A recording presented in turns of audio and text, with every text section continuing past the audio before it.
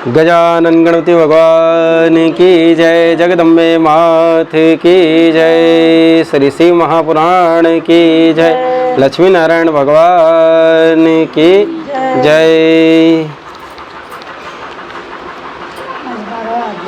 आज है हमारा 12वां अध्याय, जिसमें है शिव क्षेत्र विवेचन।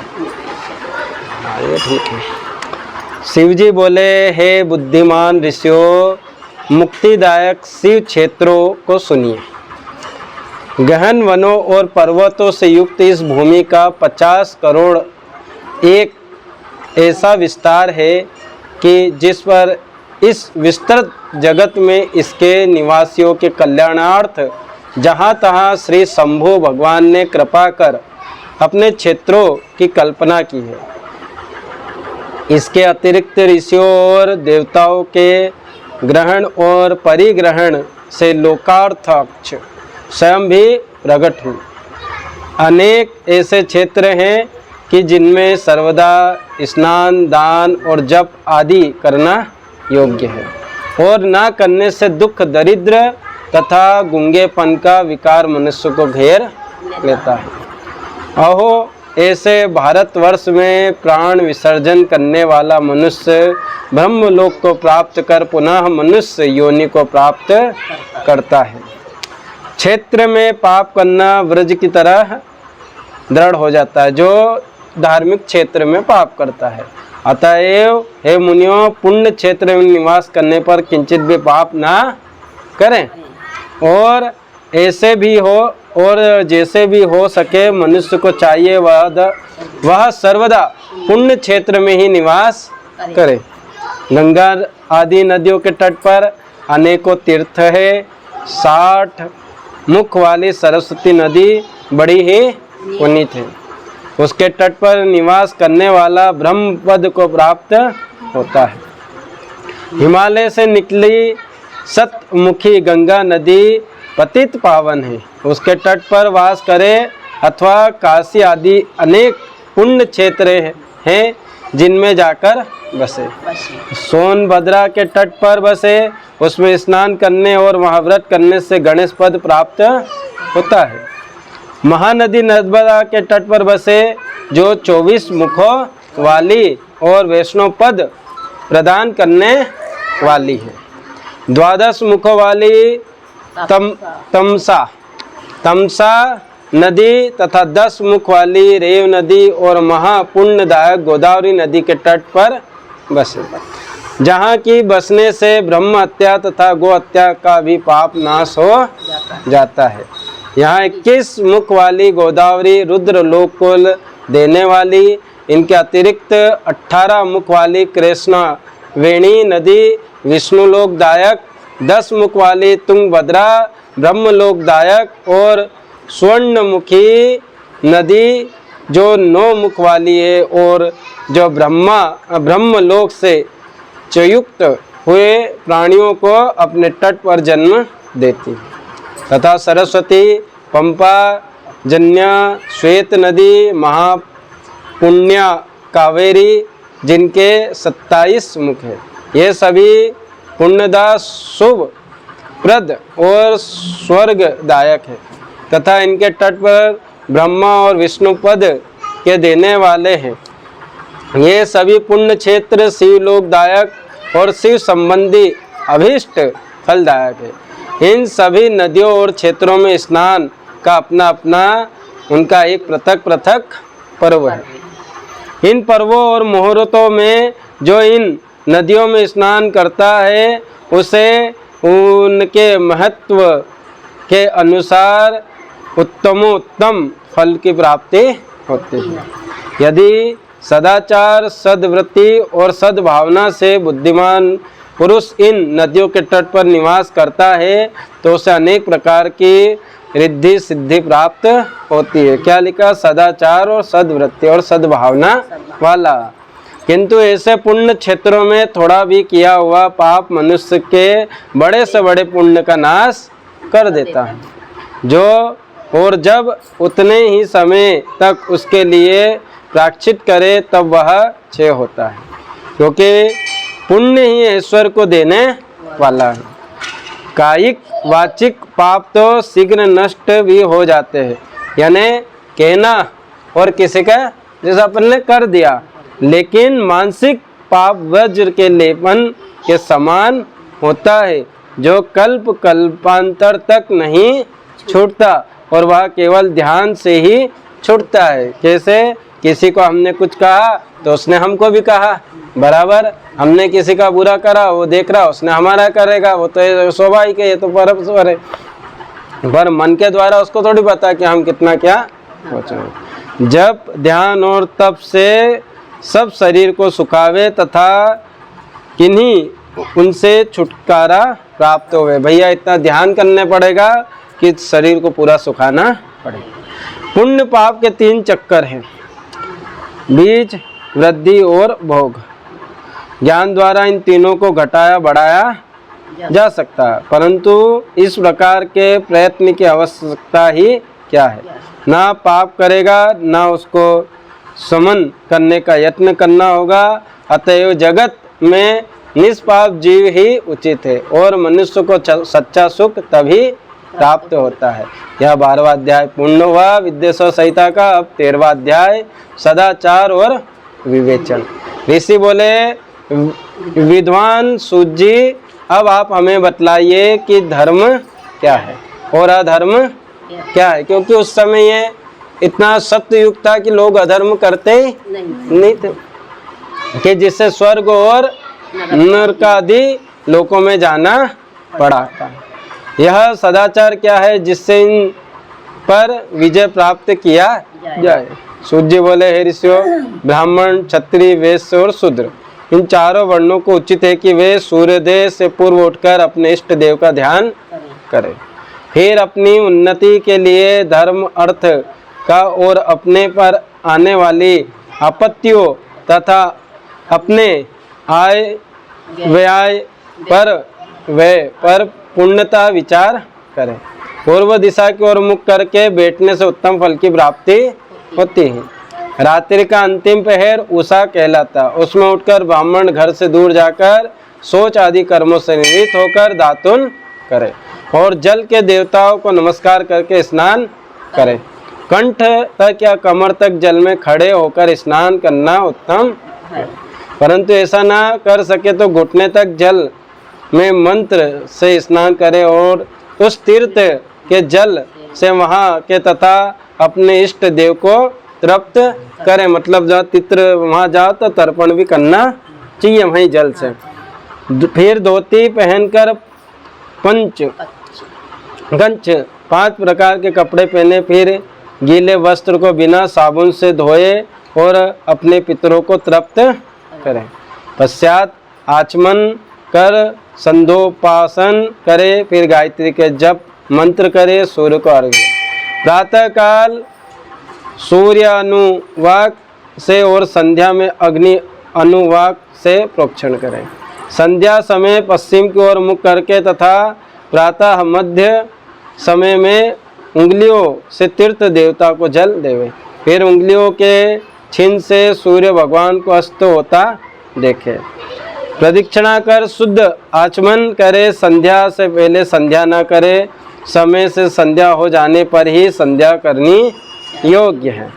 नित्य प्रति जितना जाप करना हो उससे इच्छुक यथाविधि नित्य ही ब्रह्म यज्ञ और देव पूजन किया करें। जो इस प्रकार नित्य अपने गुरु और ब्रह्म को पूछते हैं वे सभी सुख भोगी होते हैं। मतलब संध्या जब हो तभी दीपक लगाएं, बहुत सारे, ऐसा नहीं कि 6 बजे से ही लगा के चले जाएं। अब आती है 14वां अध्याय अग्नि यज्ञादिक विवेचन। ऋषि बोले, हे प्रभु, अग्नि यज्ञ, देव यज्ञ, ब्रह्म यज्ञ, गुरु पूजा तथा ब्रह्म तृप्ति को क्रम से हमें बतलाई। सूर्य बोले, अग्नि में द्रव्य युक्त हवन करना ही अग्नि यज्ञ है। हे ब्राह्मणों, यह अग्निज्ञ कई प्रकार का होता है। एक तो वह जो समाधि अग्नि में हवन की जाती है, दूसरी ब्रह्मचर्य अग्नि जिसमें ब्रह्मादि का बाहुल्य होता है, जब तक विवाह नहीं होता तब तक वह ब्रह्मचारी है। जब विवाह हो जाए तब 2 समय अग्नि यज्ञ करे, परंतु जिन महापुरुषों ने अपनी आत्मा में ही अग्नि आरोपण की हो वह वनवासी हो, तो ऐसे पतियों के लिए समय पर थोड़ा और हित कर भोजन कर लेना ही अग्नि होते हैं। विवाह के समय में अग्नि संधान को सदैव सुरक्षित रखना योग्य है। उसे कुंड या भांड में रखे जो कि सर्वदा सुरक्षित रहे और सभी कभी ना बुझाए। जैसे गांव में पहले चूल्हे में ही रख देते थे। ऐसी अग्नि अजत अग्नि कहलाती है। ब्राह्मणों सायंकाल की अग्नि आहुति से संपत्ति बढ़ती है और प्रातःकाल की अग्नि आहुति से आयु बढ़ती है, तथा दिन में अग्नादिक सब देवताओं के उद्देश्य से अग्नि को जो आहुति दी जाती है वह अग्नि यज्ञ देव यज्ञ कहलाता है। ब्राह्मणों देवताओं की तृप्ति के लिए एक बार यज्ञ करे, शेष समय वेद का अध्ययन करे। है ब्राह्मणों, अब एक और आदर्श सुन।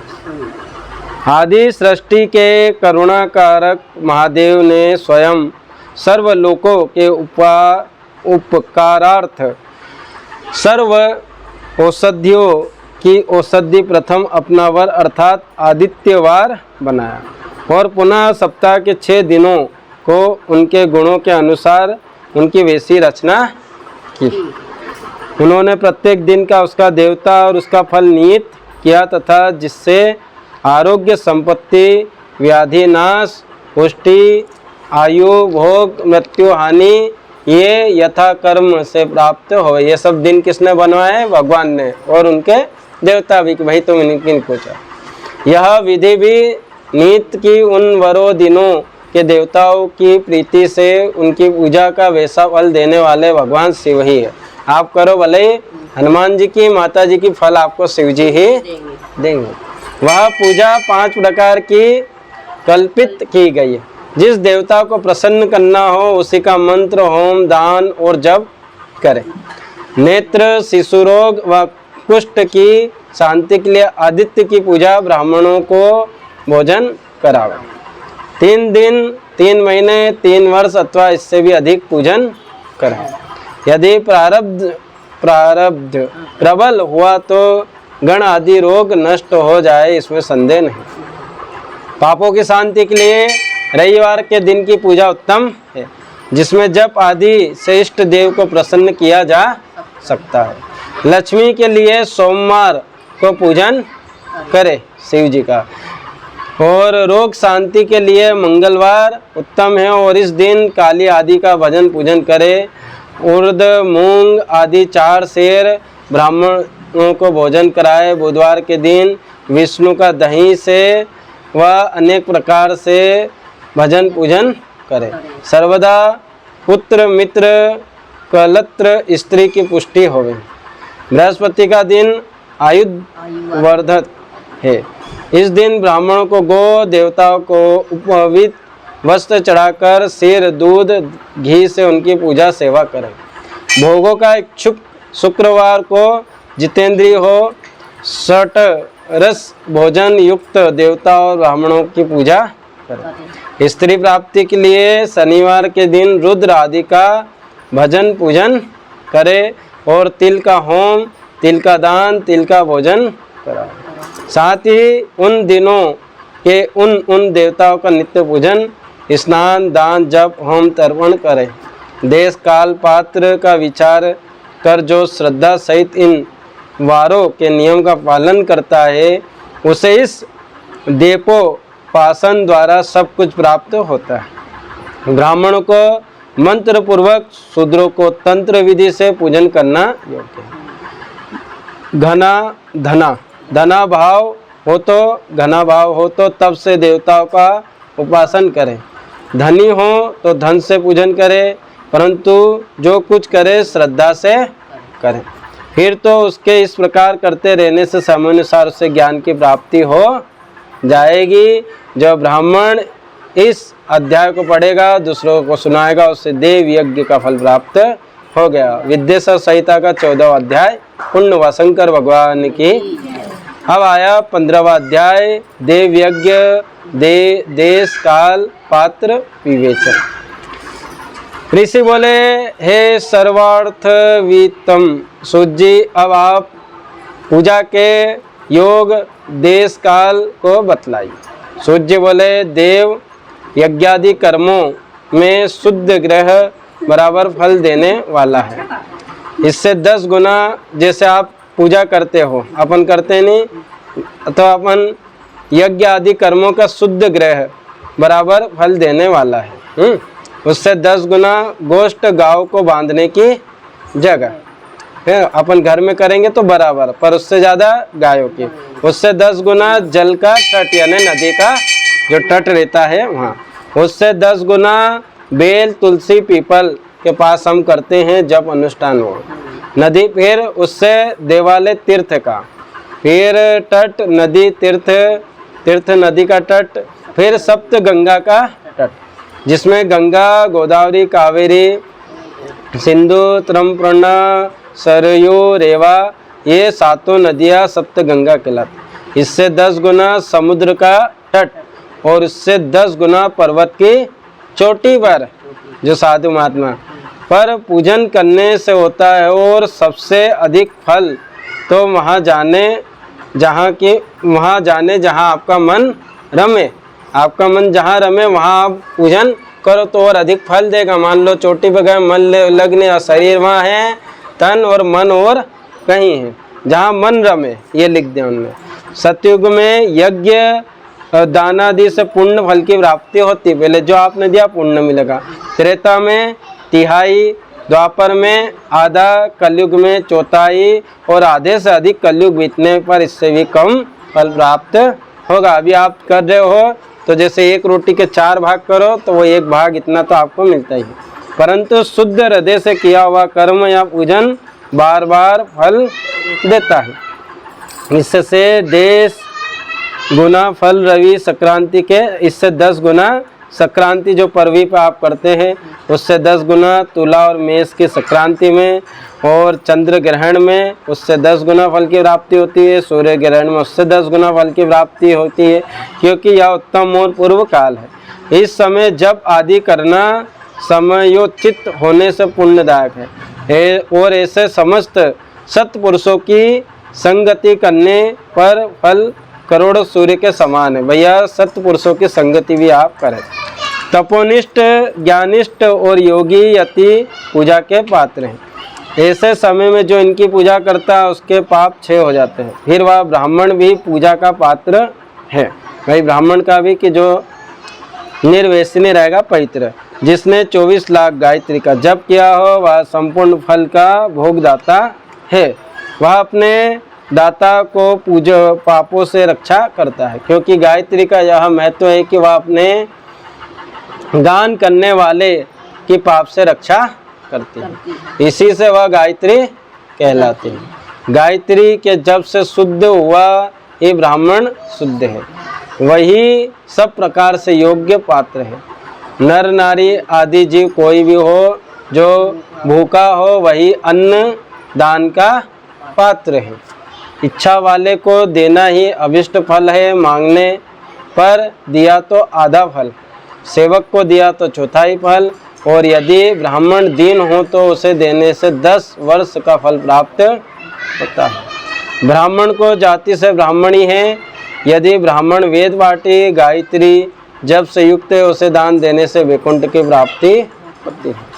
शिव भक्त को दान देने से कैलाश की सभी प्रकार के दान जिस उद्देश्य से दिए जाते हैं उससे उसी प्रकार के फल प्राप्त होते। जिस उद्देश्य से दोगे वही उद्देश्य की प्राप्ति। जैसा भी हो थोड़ा या बहुत, देवार्पण बुद्धि से किया हुआ दान अनंत भोग देता है।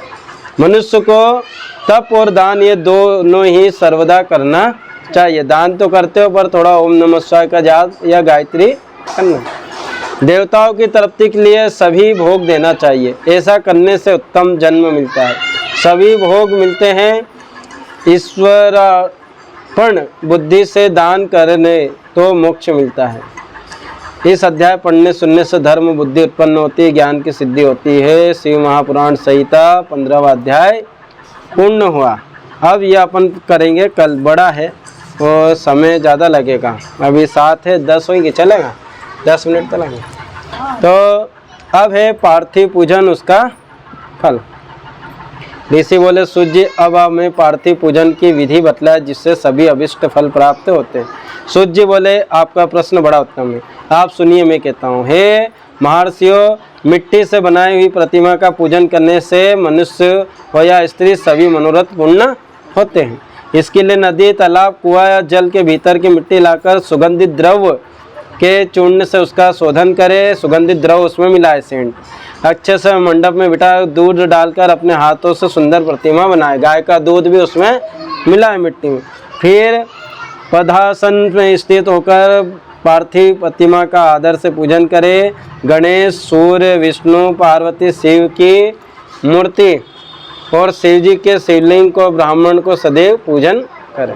जो इस प्रकार षोडशोपचार युक्त पूजन करता है उसके मनोरथ अवश्य ही सिद्ध होते। किसी भी देवता के स्थापित किए हुए लिंग पर 3 सेर नैवेद्य और स्वयं उत्पन्न हुए लिंग पर 5 सेर नैवेद्य चढ़ाने का नियम है। इस प्रकार जो 1000 बार नैवेद्य चढ़ाता है, यदि वह ब्राह्मण है तो उससे सत्यलोक की प्राप्ति होगी, यह सत्य है।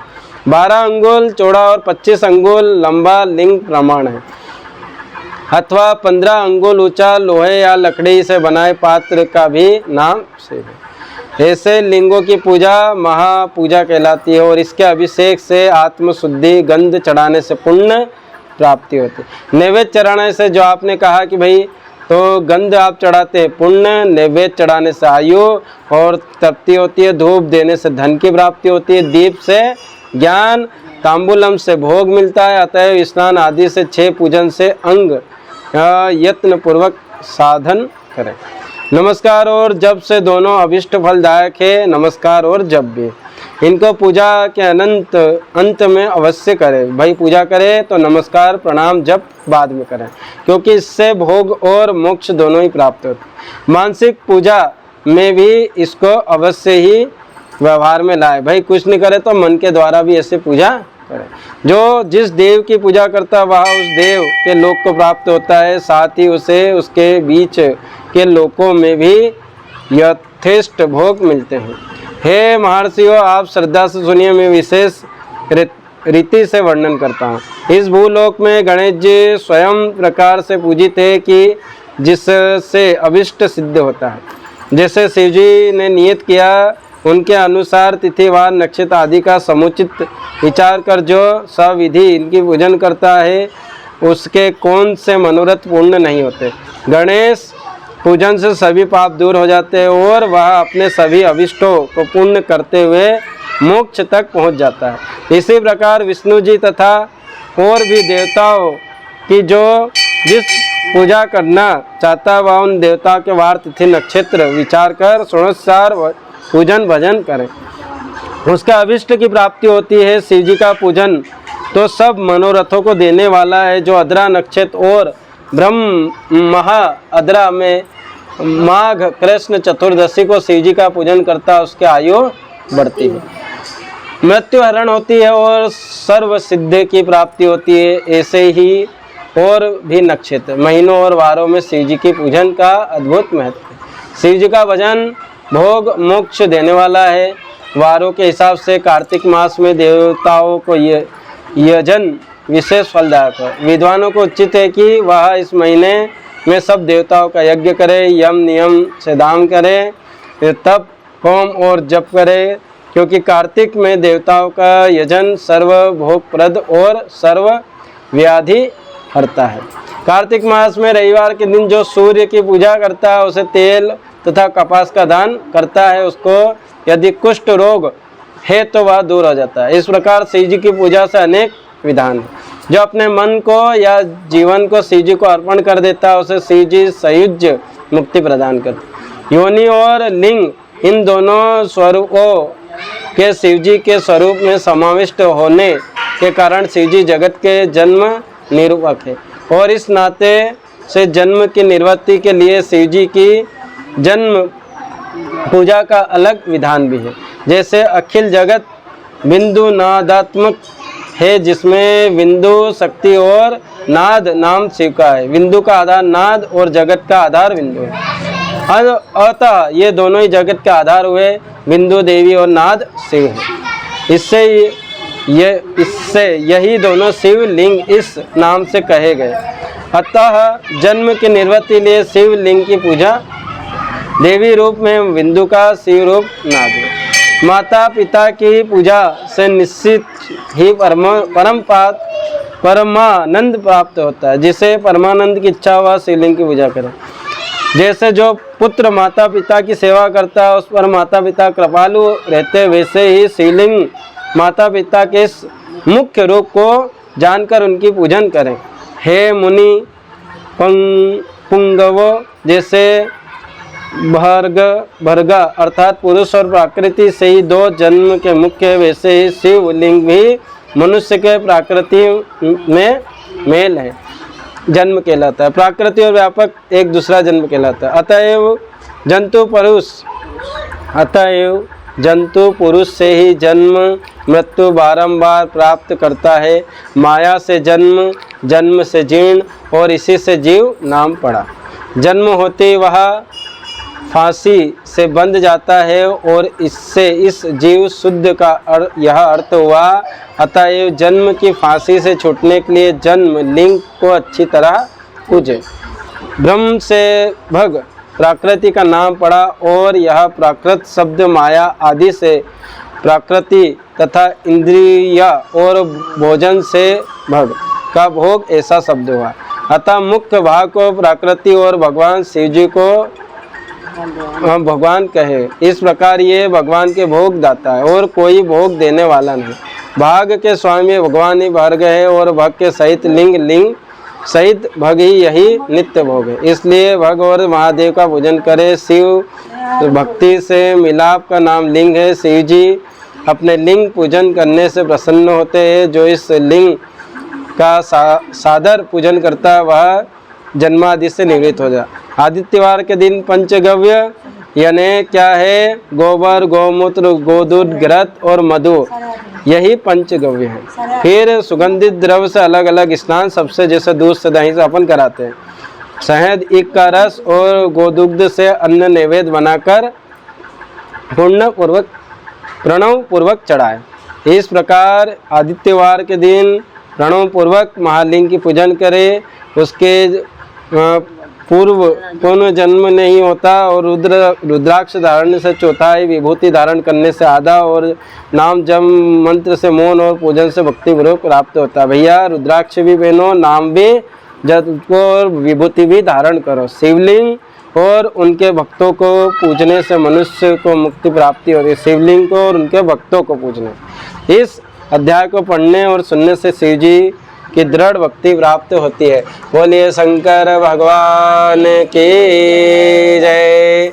अच्युतम केशवम श्री राम नारायणम कृष्ण दामोदरम वासुदेवम भजो श्रीधरम माधवम गोपिका वल्लभम।